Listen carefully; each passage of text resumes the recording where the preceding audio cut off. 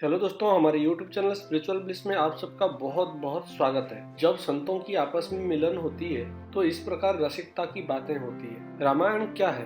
अगर कभी पढ़ो और समझो तो आंसुओं पे काबू रखना। रामायण का एक छोटा सा वृत्तांत है, इसी से शायद कुछ समझा सकूं। एक रात की बात है, माता कौशल्या जी को सोते में अपने महल के छत पर किसी की चलने की आहट सुनाई दी।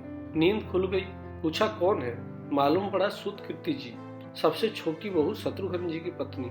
माता कौशल्या ने उन्हें नीचे बुलाया। सुतकीर्ति जी आई, चरणों में प्रणाम कर खड़ी रह गई। माता कौशल्या जी ने पूछा, श्रुति, इतनी रात को अकेली छत पर क्या कर रही हो बेटी? क्या नींद नहीं आ रही? शत्रुघ्न कहाँ है? सुतकीर्ति की आंखें भर आई, माँ की छाती से चिपटी, गोद में सिमट गई। माँ, उन्हें तो देखे हुए 13 वर्ष हो गए। कौशल्या जी का हृदय काम कर झटपटा गया। तुरंत आवाज लगाई, सेवक दौड़ आए। आधी रात ही पालकी तैयार हुई। आज शत्रुघ्न जी की खोज होगी। माँ चली। आपको मालूम है शत्रुघ्न जी कहाँ मिले? अयोध्या के जिस दरवाजे के बाहर भरत जी नंदीग्राम में तपस्वी होकर रहते हैं, उसी दरवाजे के भीतर एक पत्थर की शिला है। उसी शिला पर अपनी बाह का तकिया बनाकर लेटे मिले। माँ सिरहाने बैठ गई। बालों में हाथ फिराया तो शत्रुघ्न जी ने आंखें खोली। माँ उठे, चरणों में गिरे। माँ, आपने क्यों कष्ट किया? मुझे बुला लिया होता। माँ ने कहा, शत्रुघ्न यहाँ क्यों? शत्रुघ्न जी की रुलाई फूट पड़ी। बोले, माँ, भैया राम जी पिताजी की आज्ञा से वन चले गए। भैया लक्ष्मण जी उनके पीछे चले गए। भैया भरत जी भी नंदीग्राम में है। क्या ये महल, ये रथ, ये राजस्वी वस्त्र विधाता ने मेरे लिए ही बनाए हैं? माता कौशल्या जी निरुत्तर रह गई। देखो, क्या है ये राम कथा? यह भोग की नहीं, त्याग की कथा है। यहाँ त्याग की ही प्रतियोगिता चल रही है और सभी प्रथम है, कोई पीछे नहीं रहा। चारों भाइयों का प्रेम और त्याग एक दूसरे के प्रति अद्भुत, अभिनव और अलौकिक है। रामायण जीवन जीने की सबसे उत्तम शिक्षा देती है। भगवान राम को 14 वर्ष की वनवास हुआ तो उनकी पत्नी सीता मैया ने भी सहर्ष वनवास स्वीकार कर लिया।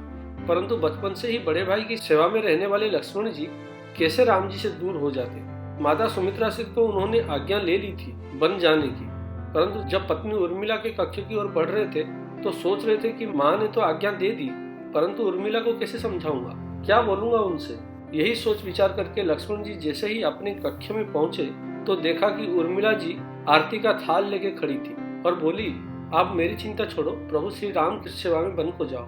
मैं आपको नहीं रोकूंगी। मेरे कारण आपकी सेवा में कोई बाधा न आए, इसलिए साथ जाने की जिद भी नहीं करूंगी। लक्ष्मण जी को कहने में संकोच हो रहा था, परंतु उनको कुछ कहने से पहले ही उर्मिला जी ने उन्हें संकोच से बाहर निकाल दिया। वास्तव में यही पत्नी का धर्म है। पति संकोच में पड़े उससे पहले ही पत्नी उसका मन की बात जानकर उसे संकोच से बाहर कर दे। लक्ष्मण जी चले गए, परंतु 14 वर्ष तक उर्मिला ने एक तपस्वी की भांति कठोर तप किया।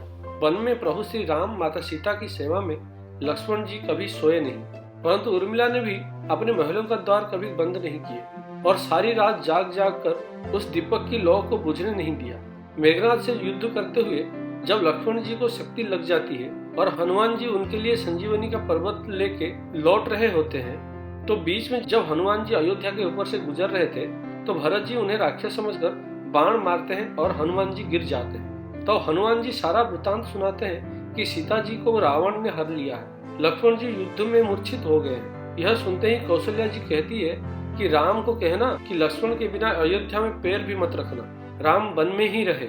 माता सुमित्रा कहती है कि राम से कहना कि कोई बात नहीं, अभी शत्रुघ्न है, मैं उन्हें भेज दूंगी। मेरे दोनों पुत्र राम सेवा के लिए ही तो जन्मे हैं। माताओं का प्रेम देखकर हनुमान जी को आंखों में अश्रुधारा बह रही थी, परंतु जब उन्होंने उर्मिला जी को देखा तो सोचने लगे कि यह क्यों एकदम शांत और प्रसन्न खड़ी है, क्या इन्हें अपनी पति के प्राणों की कोई चिंता नहीं?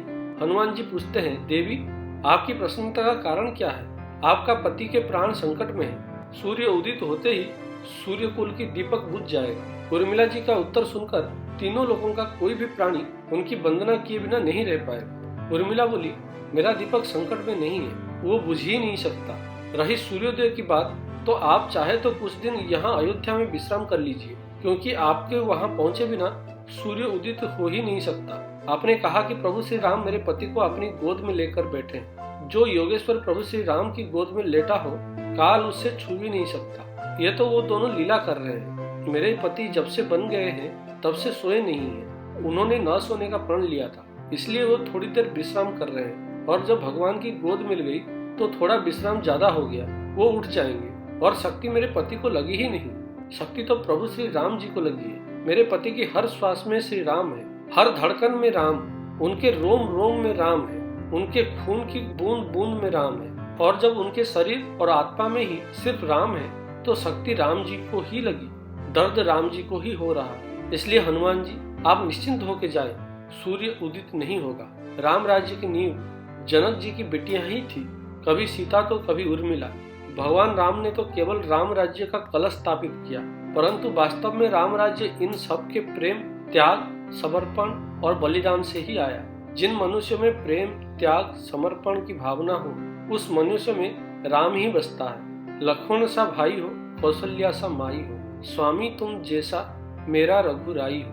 नगरी हो अयोध्या सी, रघुकुल सा घराना हो, चरण हो राघव के जहाँ मेरा ठिकाना हो त्याग भरत जैसा सीता सी नारी हो, लवकुश की जैसी संतान हमारी हो। श्रद्धा हो श्रवण जैसी, सबरी सी भक्ति हो, हनुमान के जैसे निष्ठा और शक्ति हो। आपको हमारा ये वीडियो कैसा लगा कमेंट सेक्शन में कमेंट करके जरूर बताइए। वीडियो को लाइक और चैनल को सब्सक्राइब करना बिल्कुल ना भूलिए। हम फिर हाजिर होंगे ऐसी रोचक और उपयोगी वीडियो के साथ। तब तक के लिए जय श्री राधे।